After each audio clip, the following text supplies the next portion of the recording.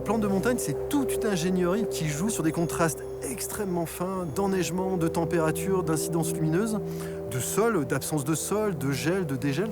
C'est... Elle mérite notre attention au-delà de ce qu'on peut imaginer.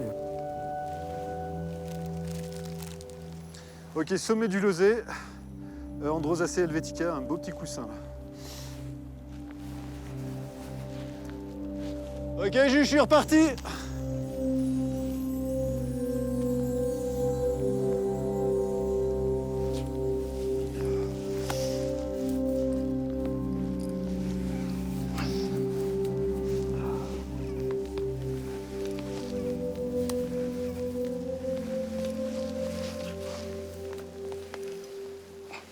En montagne, la période de productivité, là on va pouvoir faire la photosynthèse, accumuler de la matière, grandir, pousser, se développer, en fait vivre, elle est relativement réduite dans le temps.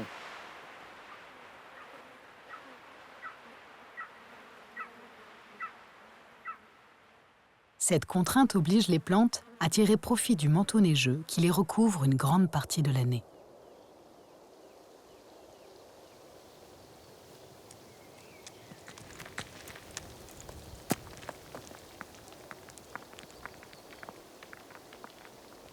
Le rhododendron, c'est une plante qui garde ses feuilles en fait, toute l'année. Il a une particularité, c'est qu'il fait en permanence de la photosynthèse. Il capte en permanence l'énergie lumineuse pour produire sa propre matière.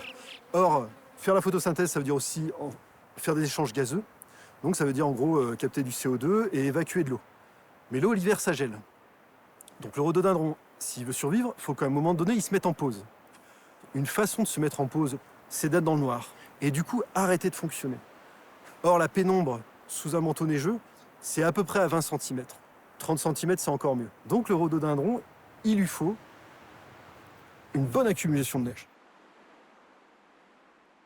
Mécaniquement parlant, il est totalement adapté à ça. Ses branches sont quasiment incassables et il va donc pouvoir avoir des accumulations de neige relativement conséquentes au-dessus de lui. Quand le manteau neigeux fond, donc il se densifie, s'alourdit, toujours pareil, mécaniquement parlant, tout va bien pour le rhododendron, et il évacue. Et arrivent des épaisseurs de moins de 20 cm. Il se remet à faire des échanges gazeux, même sous la neige. Il est déjà prêt, en fait. C'est une plante qui est active sous la neige. Cette stratégie-là, elle vise, d'une certaine façon, sans être déterministe, à maximiser la lumière, la température, la période propice disponible.